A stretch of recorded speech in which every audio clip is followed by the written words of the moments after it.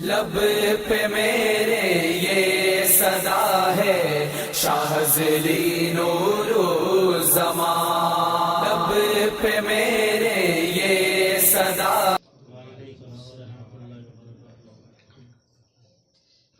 بیانات کرنا یہ تو علماء اکرام کا کام ہے، تو آپس میں ساتھی ایک مذاکرہ ہے آپس میں، اور بیانات کرنا تو ہمیں آتا نہیں. جو اپنے بڑوں سے سنا، اپنے مشائخ سے سنا، اپنے اساتذہ سے سنا، اپنے پیر و مرشد سے سنا، وہی ساتھیوں کے سامنے عرض کر دیتے ہیں. ممکن ہے کہ کوئی بات دائیں بائیں چلی جائے تو اس پہ مجھے معاف کر دینا. اللہ پاک مجھے اور آپ کو اخلاص کے ساتھ ختم خواجگان میں جڑنے کی توفیق عطا فرمائے. اللہ تبارک و تعالیٰ میری اور آپ کی ہر قسم کے ریا سے حفاظت فرمائے. میں اور آپ اپنے نیت کی تجدید کریں کہ اللہ کی رضا کے لیے آؤں. اپنی نیت کو تجدید کی، جس تبلیغ والے کہتے ہیں نا کہ ہر عمل کو کرنے سے پہلے اپنی نیت کی تجدید کرنا چاہیے. ممکن ہے کمزور ہے، انسان ہے، کہیں تکبر آ جاتا ہے، حسد کسی سے، دل میں کینہ بغض یا دکھلاوا آ جائے، ریا آ جائے. میں اور آپ اپنے نیت کی تجدید کریں، اپنی نیت کو خالص اللہ کی رضا کے لیے کریں، اور اللہ پاک مجھے اور آپ کو دین کی خدمت کے لیے اخلاص کے ساتھ اعلیٰ درجے پر قبول فرمائے.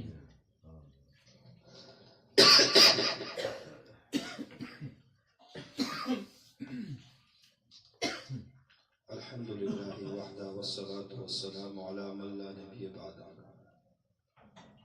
اعوذ باللہ من الشیطان الرجیم، بسم اللہ الرحمن الرحیم. یا ایھا الذین آمنوا اتقوا اللہ وکونوا مع الصادقین. آپ ساتھیوں کے سامنے قرآن کریم کی آیات تلاوت کی گئی کہ اللہ تبارک و تعالی قرآن کریم میں فرماتے ہیں یا ایھا الذین آمنوا اتقوا اللہ وکونوا مع الصادقین، جس کا مفہوم ہے کہ اے ایمان والو تقوی اختیار کرو اور صدیقین کی صحبت میں بیٹھو. اللہ والوں کی صحبت میں بیٹھو، یہ اللہ تبارک و تعالیٰ کا حکم ہے، جس کا مفہوم اس طرح سے بڑوں سے سنا ہے کہ اس میں تاکید اللہ فرماتے ہیں کہ وقول مع الصادقین، کہ اللہ والوں کی صحبت میں بیٹھو. یعنی بیٹھتے ہی رہنا. بیٹھنے سے مراد یہ نہیں کہ ایک دفعہ آ کر بیٹھے پھر چلے جائیں، بیٹھتے ہی رہنا، موت تک بیٹھتے ہی رہنا. تو جب ہم اللہ والوں کی صحبت میں بیٹھیں گے تو اللہ والوں کو دل پہ جو امت کا غم ہوتا ہے، اللہ تبارک و تعالیٰ کی طرف سے جو ان کے قلوب پر علوم ہوتے ہیں، فیوز و برکات ہوتا ہے، تو وہ آہستہ آہستہ صحبت میں بیٹھنے سے وہ منتقل ہونا شروع ہو جاتا ہے. تو ہم اللہ والوں کی صحبت میں بیٹھیں. حدیث کا مفہوم ہے نا، اکثر علماء اکرام فرماتے ہیں کہ اللہ والوں کو دیکھ کر اللہ کی یاد آ جائے، ایسے اللہ والوں کی صحبت میں ہم بیٹھیں. اور قرآن کریم میں اللہ تبارک و تعالیٰ نے ارشاد فرمایا کہ اللہ والے تو دور کی بات ہے، ایک عام صالحین کے ساتھ تعلق رکھنے میں بھی بہت بڑا فائدہ ہے. صالحین جو نیک اعمال کرتے ہیں، قیامت کا روز ہوگا جب صالحین جنت میں چلے جائیں گے، ان کے ساتھ ان کے دوست احباب جو ان کے پاس آ کر بیٹھتے تھے، جب ان کو جہنم میں ڈال دیا جائے تو وہ جنت میں جانے کے بعد صالحین جو ہے وہ پریشان ہوں گے.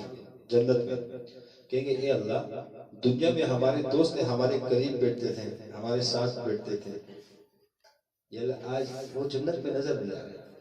تو اللہ تبارک و تعالیٰ ارشاد فرمائیں گے کہ وہ تو اپنے اعمال کی وجہ سے وہ جہنم میں چلے گئے. فرمائیں گے اللہ دنیا میں ساتھ تھے، اللہ اب بھی ہمارے ساتھ ہو جائے. تو اللہ ان صالحین کی سفارش کو قبول فرمائے کہ ان کو جہنم سے نکال کر کے جنت میں داخل کرے. یہ ایک عام صالحین کے ساتھ بیٹھنے سے اتنا بڑا فائدہ ہے، یعنی وہ بھی خیر سے خالی نہیں ہے. اور پھر چاہ جائے کہ اللہ والوں کی صحبت میں بیٹھنا. کس کی صحبت میں؟ اللہ والوں کی صحبت میں بیٹھنا. اشرف علی تھانوی رحمۃ اللہ علیہ نے لکھا ہے کہ جس نے کامل پیر کے ہاتھ پہ بیعت کی یہ کبھی زندیق ہو کے نہیں مرے گا. کیا فرماتے ہیں کہ جس نے کامل پیر کے ہاتھ پہ بیعت کی وہ کبھی زندیق ہو کر نہیں مرے گا، یعنی اللہ اس کا خاتمہ ایمان کے ساتھ فرمائے گا۔ ایسے بزرگان دین کے بہت سے واقعات موجود ہیں کہ ان کی صحبت میں ایک شخص آیا، صرف 5 منٹ بیٹا ان کی صحبت میں، یعنی اس 5 منٹ کے بیٹے سے بھی اللہ نے اس کو محروم نہیں کیا، اس کو بھی جنت میں داخل فرما دیا۔ دیوبند کے اکابرین بزرگان دین ایسے گزر چکے ہیں جن کے پاس خواتین بھی آئی، مرد بھی آئے، تو موت کے وقت اللہ نے ان کی ایمان کی حفاظت کی کہ جس نے کامل پیر کے ہاتھ پہ بیعت کی وہ کبھی زندگی ہو کے نہیں، یہ صحبت کا اثر ہے۔ مشہور ہے امام راضی رحمۃ اللہ علیہ 100 دلائل آتے تھے اللہ کی ذات موجود ہے اس پر، تو شیخ کی صحبت میں گئے، شیخ کو سمجھ گئے کہ اس کے اندر علم کا تکبر ہے، یعنی اپنے آپ کو کچھ سمجھتے کہ مجھے دلائل آئے، تھوڑا 5-6 منٹ ان کی صحبت میں بیٹھے، اور جب وہاں سے گئے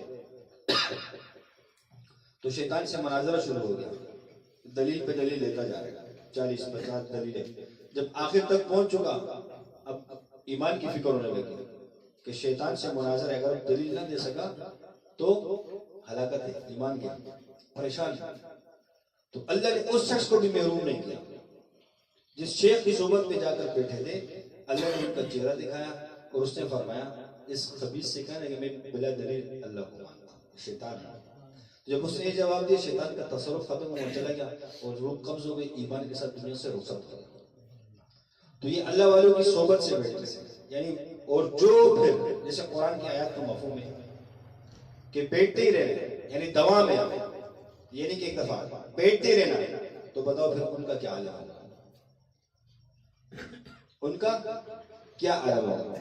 یہ برکات ہے دیوبند کے بانی مولانا قاسم نانوتی رحمت اللہ علیہ ایک دفعہ کمرے کے اندر بیٹھے ہوئے، کسی مسئلے میں پریشان ہو گئے، غالباً سنے پڑھو سے اللہ کو ان کی معاف فرمائے کہ حاجی امداد اللہ ماجر مکی رحمت اللہ علیہ ان کے پیر دے، دیوبند کے بانی ان کے پیر حاجی امداد اللہ ماجر مکی رحمت اللہ علیہ نے کوئی درس نظامی نہیں پڑھا، لیکن دیوبند کے بانی بہت بڑے فقیہ، بہت بڑے عالم، ان کی صحبت میں بیٹھے پریشان، تو دیکھا کہ ایک دیوار کے اندر سے حاجی امداد اللہ ماجر مکی رحمت اللہ علیہ کمرے میں دیوار کے اندر سے آئے سامنے کھڑا، پریشانی ہوتی ہے کہا یہ ایسے ہے، تو یہ اللہ کی مدد ہوتی ہے کہ محروم نہیں، حتیٰ کہ پیر جب دنیا سے پردہ فرما بھی رہے تب بھی اس کے قبر پہ جا کر مراقبے وہاں جا کے وہاں سے بھی فیض ملتا ہے، کیونکہ فیض کا تعلق جسم کے ساتھ نہیں روح کے ساتھ، یہ ہے روحانیت، کس کے ساتھ تعلق ہے؟ روح کے ساتھ، روح سے فیض حاصل ہوتا ہے، جسم سے نہیں ہوتا۔ آج بھی جب اکابرین ہمارے جو نیو ٹاؤن بڑے بڑے مدارس ہیں، جب بھی اکابرین کسی مسئلے میں پھنس جاتے ہیں تو بڑوں کی سوچ ان کے قبر کے پاس جا کے مراقبہ کرتے ہیں، اللہ ان کو خواب میں بتا دیتا ہے یا اس مسئلے کا حل اللہ ان کا الہام کر دیتا ہے۔ اس طریقے سے ایک مثال انڈیا کے اندر ایک عالم تھا، اس کا ایک کیس چل رہا تھا کورٹ کے اندر، ہندو کے ساتھ ایک کیس تھا، اب اس عالم نے ایک دلیل دینی تھی کورٹ کے اندر تاکہ فیصلہ ہو سکے، اور جج نے کہا کہ بس دلیل دے دو پھر ہم فیصلہ کرتے ہیں، اور آخری تاریخ دے دی کہ بس اس کے بعد فیصلہ کرنا ہے۔ اس عالم نے آپ علیہ السلام کی حدیث مبارکہ کو ایک دلیل کے طور پہ پیش کرنا تھا، اس نے کتابوں کو چھانٹی کیا کرتے کرتے کرتے وہ حدیث نہیں مل رہی، پریشان سوئے، خواب میں مولانا آپ علیہ السلام کی زیارت ہو گئی، فرمایا جا مولانا زکریا رحمۃ اللہ علیہ کے پاس، جب ان کے پاس گئے فرمایا حضرت یہ حدیث چاہیے، کہا جاؤ فلاں کتاب کے اندر فلاں صفحے میں لے لو، تو یہ اللہ کی ایک مدد ہوتی ہے، یعنی روحانیت بزرگوں کی صحبت اللہ کبھی ضائع نہیں کرتا۔ اللہ تبارک و تعالیٰ مجھے اور آپ کو اپنے مشائخ کی، اپنے اساتذہ کی ہمیں قدر کرنے والا بنا دے، اللہ پاک ہمیں ان کا سچا غلام بنا دے، اللہ پاک ہم سب کو اپنے مشائخ کا عاشق بنا دے۔ انسان جب سلسلے میں آتا ہے معذرت کے ساتھ رخ کسی اور طرف جا رہے ہیں، دل میں اللہ ڈال رہے تو بتانا پڑے گا۔ انسان جب سلسلے میں آتا ہے، جیسے ہمارے بڑے فرماتے ہیں، میں نے شروع میں کہا کہ میں وہ بات کروں جو اپنے مشائخ سے سنی ہے، ہم ان کے بچے ہیں، اپنے بڑوں کی بات کریں گے، کیونکہ ہمارے پاس تو علم ہے نہیں، معلوم تو ہے کہ بات کر سکتے، بڑوں کی بات کریں گے۔ حضرت فرماتے ہیں کہ انسان کی نیت کچھ بھی اخلاص بات کرتا ہے۔ ایک شخص آتے سلسلے میں عملیات سیکھوں، فلاں کروں، موقع لا جائے گا، یہ جائے گا، یہ اس کی نیت آتا ہے، لیکن جب وہ ذکر کرتا ہے اللہ کے ذکر کے اندر وہ تاثیر موجود ہے کہ اس کی نیت کو خود ہی اللہ ٹھیک کر دیتا ہے، اخلاص کو خود آ جاتا ہے۔ حضرت فرماتے ہیں عمل جیسا بھی ہو، اخلاص بھلے نہ ہو، رخ صحیح ہو، جب رخ صحیح ہوگا تو اللہ نیت کو اخلاص میں ڈال دے گا۔ اللہ نے مجھے اور آپ کو رخ صحیح دیا، اللہ نے مجھے اور آپ کو وہ سلسلہ دیا ہے جو اللہ کے قرب تک ہمیں لے جائے گا، اللہ کی معرفت تک لے جائے گا، بس ہم چلتے رہے۔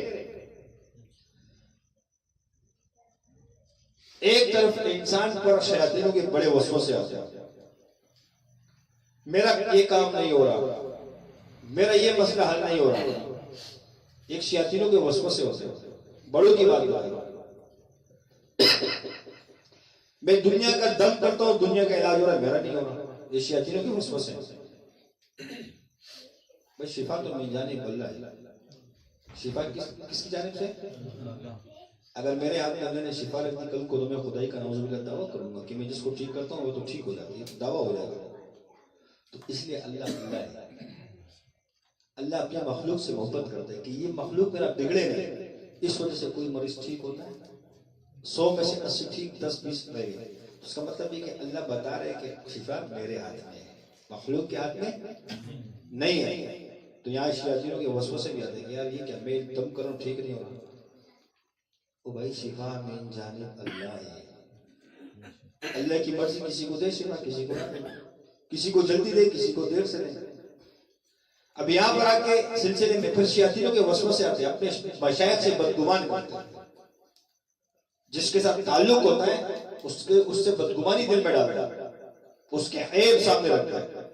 حضرت فرماتے ہیں کہ میرے عیب دیکھو، ہم بڑوں کی صحبت میں بیٹھے ہیں، بڑوں سے علم حاصل کر رہے ہیں، اس کے عیب کو نہ دیکھیں، ہمارا تعلق اس کے جسم کے ساتھ نہیں ہے، وہ جو چیز ہمیں دے رہے ہیں علم، ہمارا تعلق اس کے ساتھ ہے، علم کو دیکھیں کہ علم میں کوٹ نہیں ہے، علم میں دو نمبری نہیں ہے، تقلید علم کی جاتی ہے، ذات کی نہیں کی جاتی ہے، جو ذات کی تقلید کرتا ہے وہ گمراہی میں چلا جاتا ہے۔ تقلید کس کی جاتی ہے؟ علم کی تقلید کی جاتی ہے۔ حضرت تو دعوے سے کہتے ہیں کہ میں جتنا بھی کرتا ہوں، میری مثال اس دندے پائپ کی ہے، خود تو کیچڑ میں پڑا ہوں لیکن اندر پانی تمہیں صاف ملتا ہے۔ اور حضرت یہاں تک فرماتے ہیں کہ قیامت کے دن میں تمہارا مجرم اگر میں نے تمہیں کوئی غلط چیز دی، میرے رب کے سامنے مجھے گریبان سے پکڑ لینا کہ حضرت آپ نے یہ چیز ہمیں غلط دی ہے۔ تو لہٰذا ہم جس کی تربیت میں ہیں بدگمانیاں نہ کریں، شیطان ہمیں ورغلاتا ہے، بلکہ ہم تقلید اس علم کی کریں، کیونکہ ہمارا تعلق تو علم کے ساتھ ہے، ذات کے ساتھ تو نہیں ہے۔ اور یہ وسوسے کس پہ آتے ہیں؟ یہ مخلص پہ آتے ہیں۔ کس پر؟ اعتراض ایک ہوتا ہے معترض، اعتراض کرنے والا، وہ تو ہے ہی، جب آپ پہ اعتراض کرتے ہیں وہ آپ کو مانے گا کیسے؟ آپ کو حق پہ نہیں مانے گا، کیونکہ معترض ہے وہ۔ جو بندہ مخلص ہوتا ہے اس پہ وسوسے آتے ہیں۔ ایک صحابی ہے، فرمایا یا رسول اللہ آپ کے خلاف ہمیں ایسے وسوسے آتے ہیں کہ آپ کے سامنے ہم بیان نہیں کر سکتے۔ آپ علیہ السلام نے فرمایا مبارک ہو آپ کا ایمان کامل ہو۔ کیا فرمایا؟ مبارک ہو آپ کا ایمان کامل ہو گیا، یعنی وسوسے آنا بھی ایمان کی علامت ہے، کیونکہ شیطان وہی حملہ کرتا ہے جہاں پہ مال ہو۔ چور وہاں سے چوری کرے گا جہاں پر مال ہو۔ جس کی برکت سے آپ کی تربیت ہو رہی ہے، جس کی برکت سے اللہ آپ کو نواز رہے ہیں، اس کے خلاف وسوسے آتے ہیں۔ یہ شیطان ایک دھوکہ ہوگا، آپ کو وسوسوں کے ذریعے سے اس لائن سے کاٹنا چاہتا ہے۔ حضرت فرماتے ہیں کہ وسوسے آنا ایمان کی علامت ہے، یعنی آپ کا عمل اللہ کے یہاں قبول ہے، لیکن اس وسوسوں میں پھنسنا یہ کوئی نقصان ہے۔ شیطان کے پاس سب سے بڑی طاقت جو ہے، آپ کے ساتھ وہ لڑ نہیں سکتا، سامنے آ کے نہیں لڑ سکتا، چیلنج کے ساتھ کہتا ہوں، شرجوں سے نہیں لڑ سکتا۔ اس کے بعد جو بڑا ہتھیار ہے وہ وسوسوں ہے، کس کا؟ ذہن کے اندر وہ بدگمانیاں پیدا کرتا ہے۔ ایک سامنے نکلتا ہے. میں خانقاہ میں گیا, سب کو سلام کیا, مجھے جب سلام کا وقت آیا تو منہ طرف کر لی. یہ عیب شیطان دیکھا تھا, حالانکہ ایسا نہیں ہوتا, یا تو کوئی وجہ ہوتی ہے یا کوئی. میں حضرت کے پاس گیا, حضرت نے فلاں خلیفہ کو لفٹ کرایا, فلاں شاگرد کو لفٹ کرایا. میں جب گیا تو حضرت نے مجھے لفٹ. یہ وسوسہ شیطان ہے, ایسا ہوتا نہیں ہے. تو وسوسے آنا ایمان کی علامت ہے. اس وسوسوں میں پڑ جانا یہ نقصان ہے. لہذا میں اور آپ اگر وسوسے آنے شکر کر کہ اللہ تمہیں نسبت دی ہے, لیکن اس وسوسوں میں پڑے, کیونکہ وسوسوں میں پڑنا تباہی ہے. پھر ہم تباہی کی طرف روان دوا ہو جائیں گے. تو لہذا وسوسوں میں ہم نہ پڑیں, اپنے مشائخ پر اعتماد کریں. اگر ہمارا شیخ کہے کہ دن ہے, ہم کہیں دن ہے. وہ کہیں رات ہے, تو ہم کہیں رات ہے. اپنے مشائخ پر اتنا اعتماد, اندھا اعتماد ہونا چاہیے. کیونکہ جس کا دامن آپ نے تھاما ہے, جس کی برکت سے اللہ آپ کو لے جائے گا, جب اس پہ میں یہ بدگمانی کروں گا تو پھر میری تربیت کیسی ہوگی, پھر مجھے فیض کیسے ملے گا. بدگمان معترض کو اللہ فیض سے محروم کر دیتا ہے.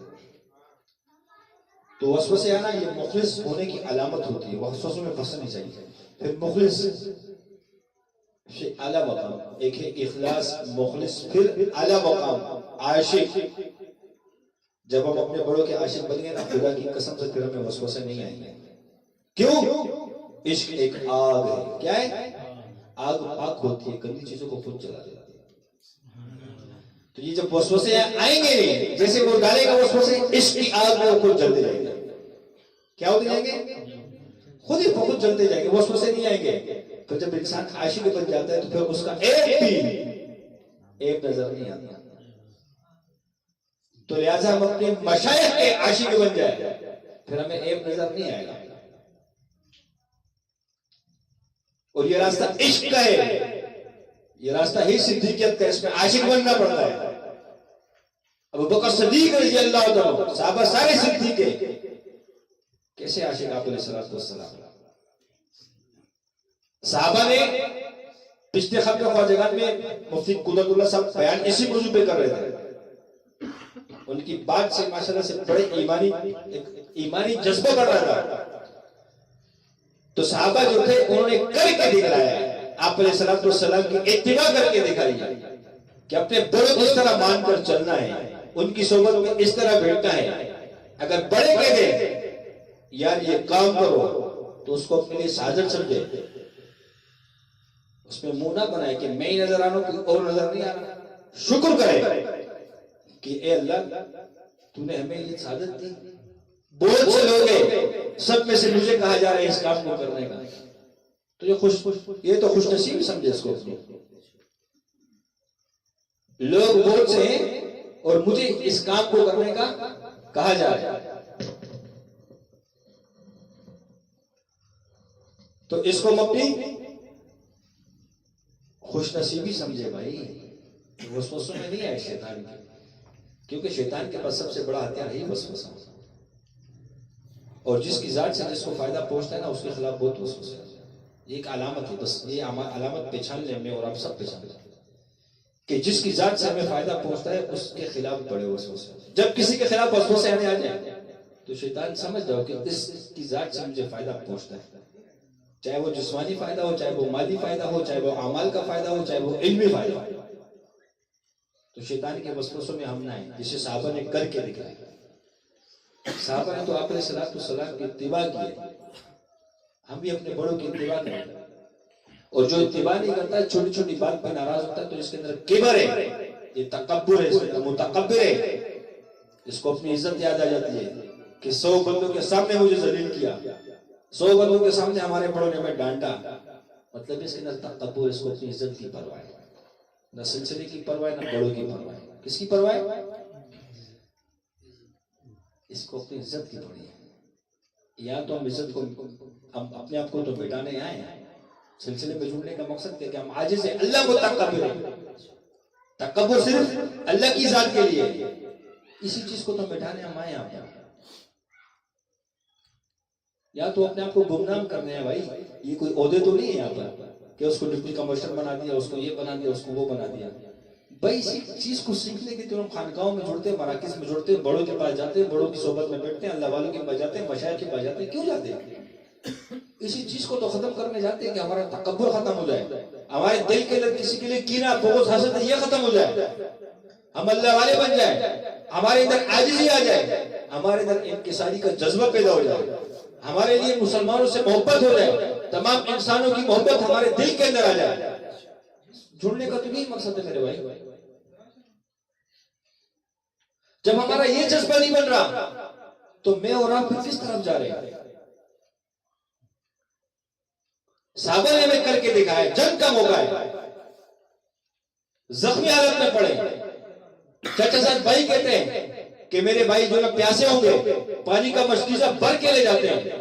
جب بھائی کے قریب جا کر پہنچتے ہیں، بھائی خون میں لت پت پڑا ہوا آخری سانسیں لے رہے ہیں، کہتے ہیں کہ آہ کی آواز نکالتا ہے، اس کے سامنے پانی آگے جاتا ہے.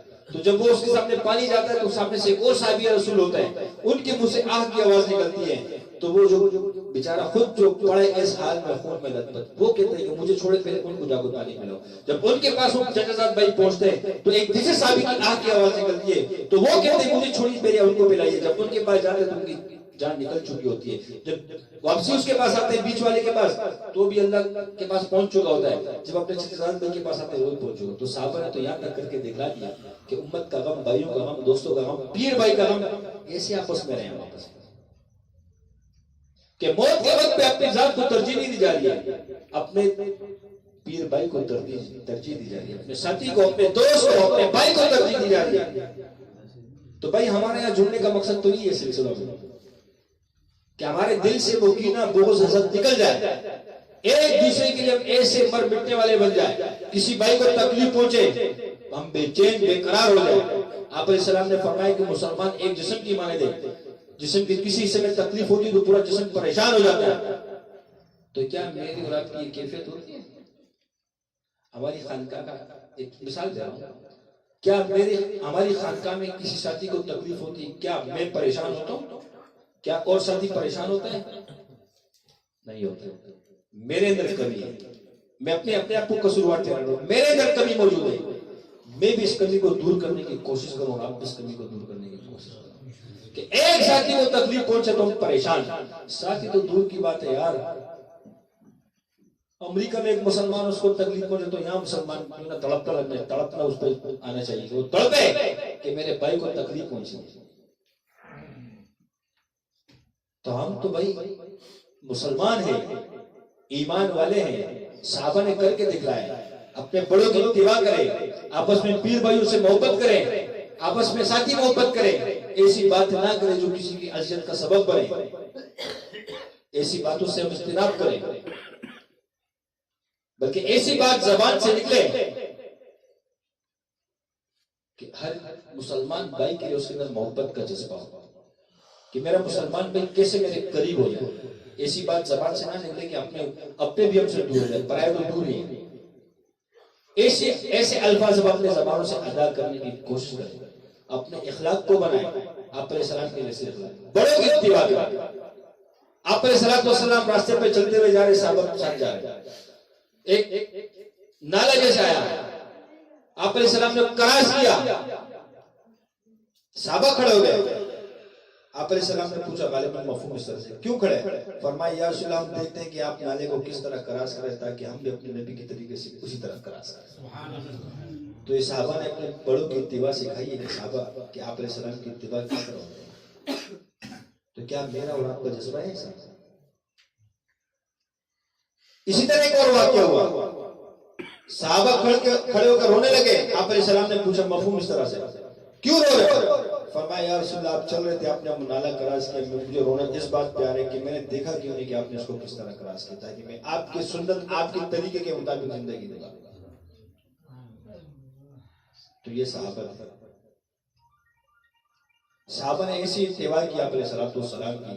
آپ علیہ السلام تھوک پھینکتے تھے، صحابہ ہاتھ آگے کرتے تھے، اپنے چہرے پہ ملتے تھے، وہ تھوک اپنے پورے جسم پہ ملتے تھے، سعادت سمجھتے تھے، ایسے اتباع کرتے تھے. آپ علیہ السلام کہ جس میں مبارک سے جو پسینہ نکلتا تھا صحابہ اس سے عطر کی شیشیاں بھرتے تھے، اس کی بھی حفاظت کرتے تھے، اس کو کپڑوں پہ لگاتے تھے، اور آپ علیہ السلام کی پسینے کی خوشبو بھی عطر سے زیادہ. تو یہ صحابہ تھے. آپ علیہ السلام وضو فرماتے تھے، صحابہ انتظار میں رہتے کب میں یہ پانی بچے گا، اس پانی کو استعمال کرتے تھے. دیکھتے تھے کہ میرے نبی کو کسی قسم کی تکلیف نہ پہنچے. ابو بکر صدیق رضی اللہ عنہ کو دیکھیں، چلتے چلتے تھک گئے، آپ علیہ السلام کو کندھے پر بٹھایا. بڑوں کی ایسی اتباع کی. کیا ہم اپنے بڑوں کی خدمت کرتے ہیں؟ اپنے مشائخ کی خدمت کرتے ہیں؟ صحابہ تو ایسے غار کے اندر آپ علیہ السلام کو یہاں سر یہاں رکھا، کپڑے کو پھاڑ کے سوراخ کو بند کیا، اس کے اندر ریڑھی رکھی. ایک سانپ نے کھاڑا، اور سانپ جب کاٹے کیسے تکلیف ہوتی ہے. ابو بکر صدیق رضی اللہ عنہ سانپ نے کاٹا، یہ گوارا نہ کیا کہ میں ہلوں، ایسا نہ میرے ہلنے سے آپ علیہ السلام نے یہاں سر رکھے اس نیند میں خلل نہ پڑ جائے. آپ آنکھوں سے آنسو جب نکلا، جب آپ علیہ السلام کے چہرے اقدس پہ گرا، پھر آپ علیہ السلام کو پتہ چلا. یہ تھے صحابہ، اپنے نبی کے ایسے عاشق تھے، ایسے اتباع کرنے والے تھے کہ آپ علیہ السلام نے فرمایا کہ چھوڑ اس کو. خدا کی قسم سے آپ علیہ السلام فرماتے تھے، اپنی مثال دے رہا ہوں، بیوی کو چھوڑ دے، صحابہ کو یار چھوڑ دیا. ایسے اتباع کرنے والے. میدان بدر میں کیا ہوا؟ آپ علیہ السلام پریشان، صحابہ کی طرف دیکھ رہے، جسم پہ کپڑے بھی نہیں ہیں، تلواریں بھی ٹوٹی ہوئی ہیں، پاؤں میں چپل بھی نہیں ہے. آپ علیہ السلام پریشان، اپنے صحابہ سے مشورہ کیا. صحابہ نے کیا فرمایا؟ فرمایا یا رسول اللہ، ہم موسیٰ علیہ السلام کی امت نہیں ہیں کہ اپنے نبی سے کہہ دیں گے کہ آپ جانو اور اللہ جانو. یا رسول اللہ آپ اشارہ کریں، آپ کہیں آگ میں کود جائیں، ہم آگ میں کود جائیں گے. آپ کہیں سمندر میں چھلانگ لگا دیں، ہم سمندر میں چھلانگ لگا دیں. ایسے صحابہ تھے، ایسے اپنے بڑوں کے مان کر چلنے والے تھے. کیا میں اور اپنے مشائخ کی بڑوں کی مانتے ہیں؟ سب سے پہلے یہ نقص میرے اندر موجود ہے، کسی پہ انگلی نہیں اٹھا سکتا، کیونکہ میرے ذات میں یہ موجود ہے. ہم تو اپنے بڑوں کی اتباع کریں، اپنی زندگی بڑوں کے حوالے کر دیں کہ میں نے اپنی زندگی کے حوالے کر دیا، آپ میری تربیت کرو. جیسے بڑے چاہیں اس طریقے سے میں اور آپ چلیں. تو یہ صحابہ تھے میرے بھائیوں کہ آپ علیہ السلام کی کیسی اتباع کرتے ہیں. تابعین نے بھی اس طرح کیا، تبع تابعین نے بھی کیا. حضرت فرماتے ہیں کیا کروں، اللہ نے اس علم کو رکھا ہے جوتے اٹھانے میں.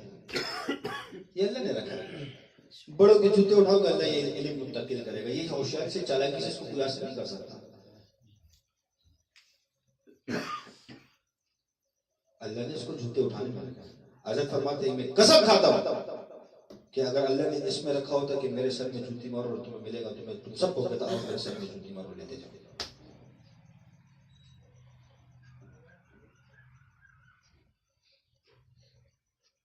علامہ شبلی رحمت اللہ علیہ نام سنا ہوگا، مولانا زکریا رحمت اللہ کے ایک واقعہ دیا ہے کہ ان کے جو شیخ تھے بہت بڑے اللہ والے تھے. ان کے غالباً 28 30 یا 40 کے قریب لگ بھگ خانقاہیں چل رہی تھی. اس کے پیر ساتھ ان کے خلفاؤں کی خانقاہیں تھیں 30 40. اپنے مرید و خلفاؤں کو لیا حج پہ جانے لگے پیدل سفر میں کہ بڑوں کی اتباع کس طرح کی جاتی ہے. سفر میں جانے لگے اور پیدل حج کے لیے جا رہے. ایک جگہ پیر صاحب فرماتے ہیں کیا نماز کا وقت ہے، نماز پڑھتے ہیں، وضو بناتے ہیں. جب دیکھا ایک کنویں پہ لڑکیاں پانی بھر رہی ہیں. ایک لڑکی خوبصورت اوروں کو پانی ڈال ڈال کے دے رہی ہے. اللہ معاف کرے آزمائش ہوتی ہے بسا اوقات اللہ کی طرف سے. علامہ شبلی رحمت اللہ علیہ کا جو شیخ تھا اس لڑکی پہ عاشق ہو. وہ لڑکی تھی عیسائی. اب مرید اور خلفاء فرمانے حضرت چلیں. حضرت کہتے ہیں بابا جاؤ تو. حضرت تو اس پہ عاشق ہو. عیسائی لڑکی یہاں تک کہ بڑا زور لگایا، روتے رہے، کسی کی نہیں مانی. اس لڑکی کے پاس گیا، کہا میں آپ سے شادی کرنا چاہتا ہوں. اس نے کہا عیسائی ہے، یہ کیا کرے پانی؟ کہا میں بادشاہ کی بیٹی ہوں، میں لوگوں کو پانی بھر بھر کے دیتی ہوں. ان کے گھر گئے، ان کے باپ سے بات کی آپ کی بیٹی کا رشتہ. اس نے کہا آپ عیسائی مذہب قبول کر لو. اور وہ خنزیر چلاتے تھے. کہ یہ خنزیر ہمارے چلا کہ 10 سال کے غالباً کتنا عرصہ پر خنزیر چلانے میں لگ گئے. علامہ شبلی رحمۃ اللہ علیہ کے شیخ تھے، معمولی استری تھے، بہت بڑے بزرگ. خدا کی قسم سے تو سلسلے کی برکات ہے. میں اور آپ جس گناہوں کے اندر پھنس جاتے ہیں تو اللہ شکر کرو کہ اللہ ہمارے دل سے وہ نور نہیں نکالتا.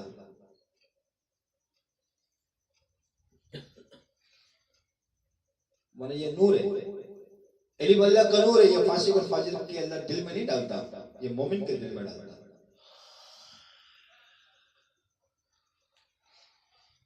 تو اللہ نے وہ نور دل سے نکال دیا تھا خنزیر چلا کر. جب بھی خلفاء روتے تھے پریشان، خانقاہیں جو تھی وہ بند ہو گئی، کیونکہ جب پیر صاحب کی تو خانقاہ کون چلائے گا.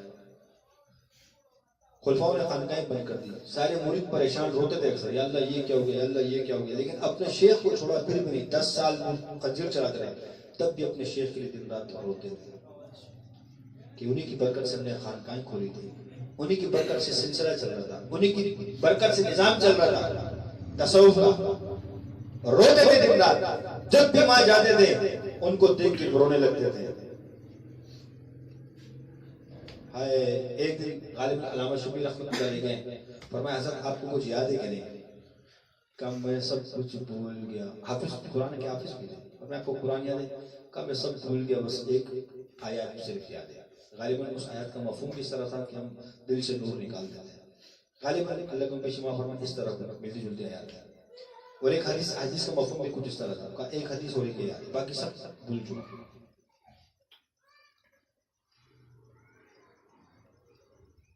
روتے روتے ان کے شاگرد مرید خلفاء روتے روتے روتے روتے روتے بس اس کے دل میں بھی آ گیا. اس نے بھی توبہ کر لی. اللہ نے وہ نور واپس ڈال دیا. وہاں سے جب آئے اپنے علاقے میں توبہ کر دی، اللہ نے وہ ساری چیزیں واپس دے دی توبہ کرنے سے.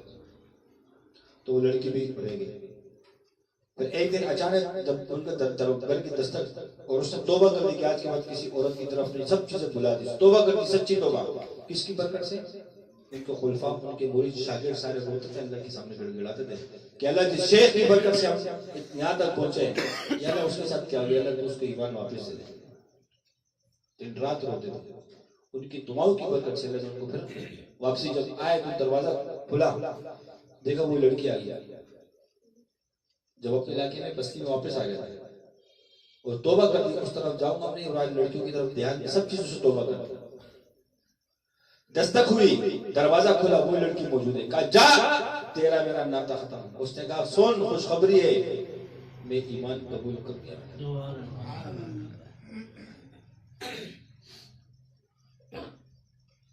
اور پھر غالباً اس لڑکی سے پوچھا کہ تمہیں کون، کس نے یہاں تک پہنچایا؟ فرمایا جاؤ اپنے شیخ سے کہہ دینا آپ کا بھائی خضر تھا، خضر علیہ السلام.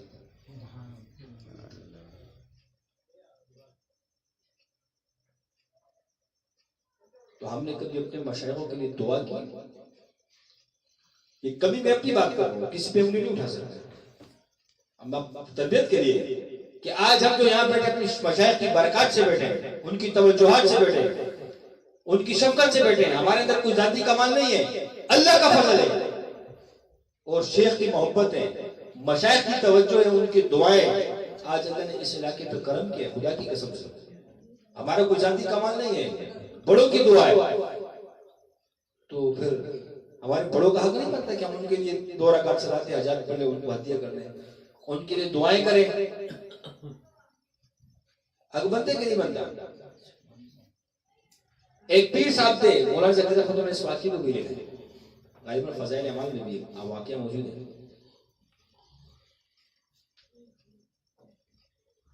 ایک ڈاکو تھا، پیری کا لباس اوڑھ کے وہ چلتے چلتے ایک سیڑھا بیٹھے رہا. بڑے بڑے تسبیح اور یہ اسٹائل جو پیروں کا ہوتا ہے اس اسٹائل. اس کے پاس لوگ آگے کہا ہم آپ سے بیت ہونا چاہتے ہیں، آپ کے شاگرد بننا چاہتے ہیں. اس نے کہا یہ پڑھو یہ پڑھو، سب کو دیتے.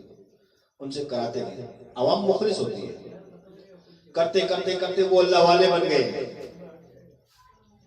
جو اس کے پاس بیٹھے. کیا بن گئے؟ اللہ کے ولی بن گئے. اللہ نے ان کو مرتبوں سے نوازا, ولایت کے مقامات اللہ نے عطا فرمائے.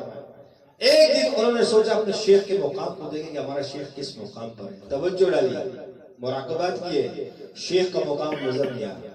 تو سارے آپس میں پیر بھائی کہتے ہیں یار لگتے پیر صاحب کا مقام بہت بڑا ہے کہ ہمارے کشف میں نہیں آ رہا, ہماری توجہ میں نہیں آ رہا.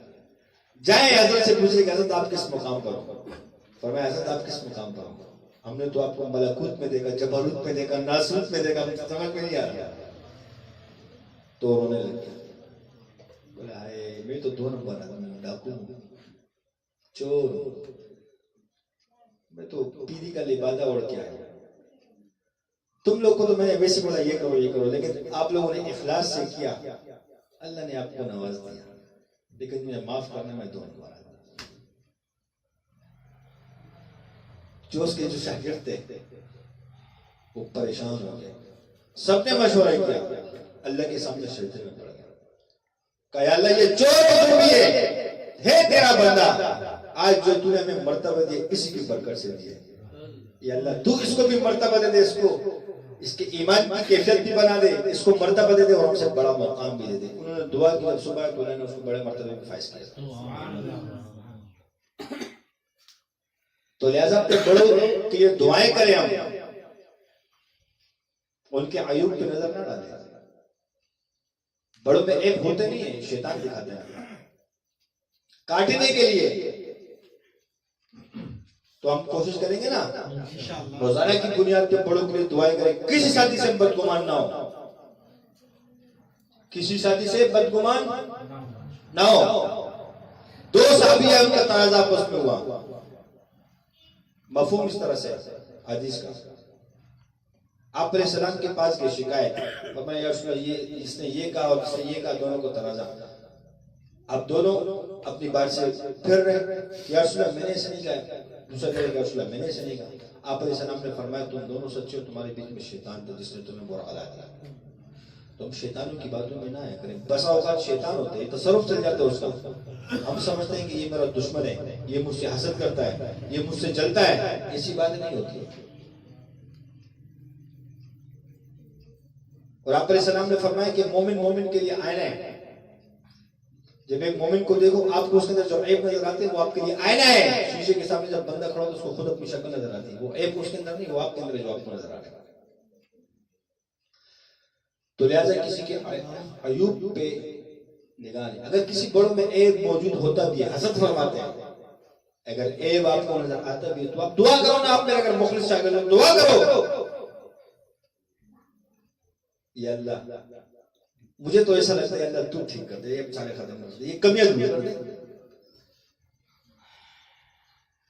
تو ٹھیک ہے نا. تو بھائی ہم آپس میں محبت کے ساتھ رہیں, اخلاص کے ساتھ رہیں, اور شیطان کے وسوسوں میں نہ آئیں.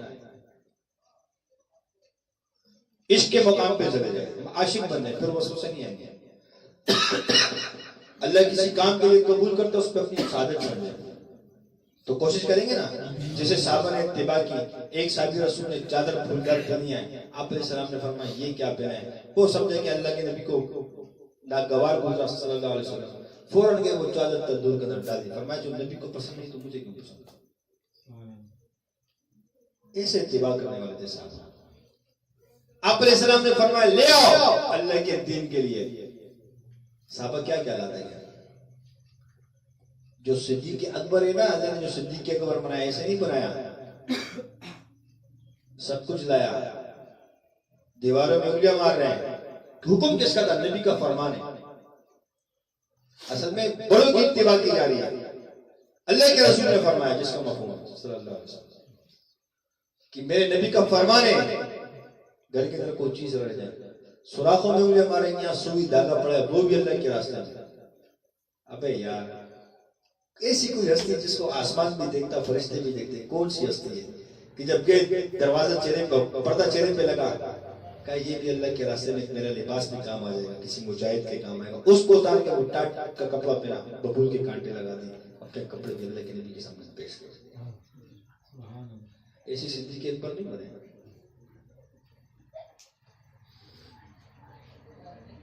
اللہ کو وہ ادا اتنی پسند ہے کہ اللہ نے جبرائیل علیہ السلام کو یہ لباس پہنا دیا.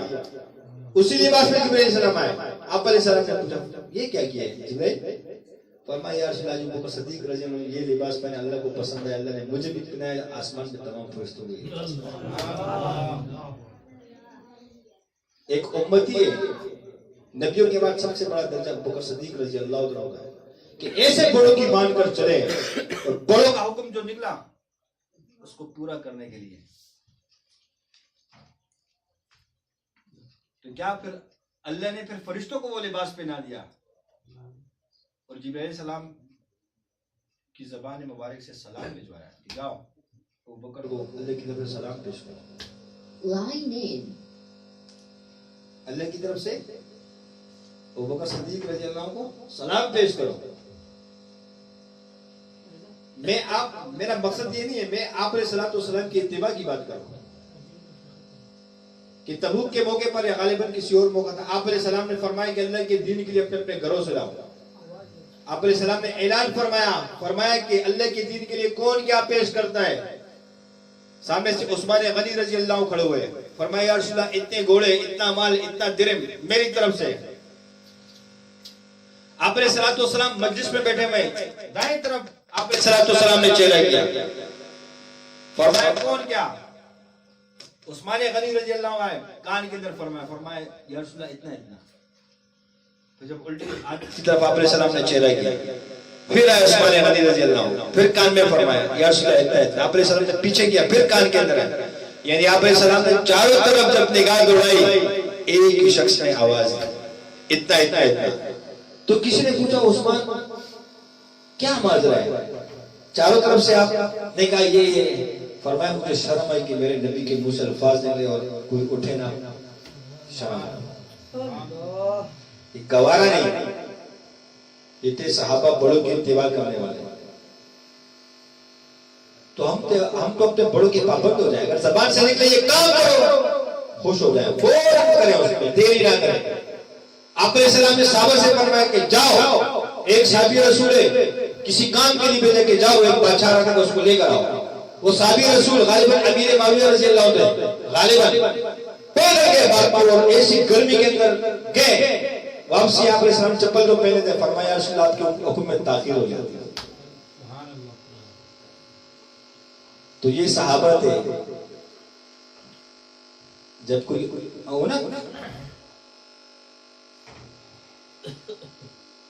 جب کوئی کام آ جائے نا بڑوں کی طرف سے ایسے دوڑ لگائے, جیسے صحابہ نے چپل بھی نہیں پہنی. ہم تو یوں دیکھ لیتے. اللہ معاف کرے, اللہ پاک ہم سب میں سے یہ کمیاں دور فرمائے. بھائی بات کرنے کا مقصد یہ تھا کہ ہم سب زیر تربیت ہے, کہ اللہ پاک ہم سب کی تربیت کرتے ہیں. یہ ہماری تربیت کا حصہ ہے. ہم اپنے بڑوں کی مان کر نہیں چلیں گے تو ہماری تربیت کیسے ہوگی میرے بھائی؟ کسی پہ انگلی اٹھانا مقصود نہیں ہے. میں نے کہا میں بڑوں کی بات بتا رہا ہوں, بڑوں کی بات درس کا میں نے جو میرے مشائخ سے سنا, بڑوں سے سنا. اور حقیقت بھی یہی ہے کہ ہم سلسلے میں کیوں جڑے بھائی, مقصد کیا ہے؟ وہ تو کرے نا, اسی لیے جڑے نا کہ ہمارا نفس مطمئنہ بن جائے, ہم اپنے نفس کی نہیں مانے, اپنے خواہشات کی نہیں مانے, اپنے بڑوں کی اطاعت کریں, ہم عاجزی اختیار کریں. بڑے فرماتے ہیں کہ جس کے اندر عاجزی آ گئے سمجھو کہ اسی کو اللہ نے نسبت دی ہے. جس کے اندر عاجزی نہیں ہے اس کے اندر ہمیں نسبت نہیں آئی ہے.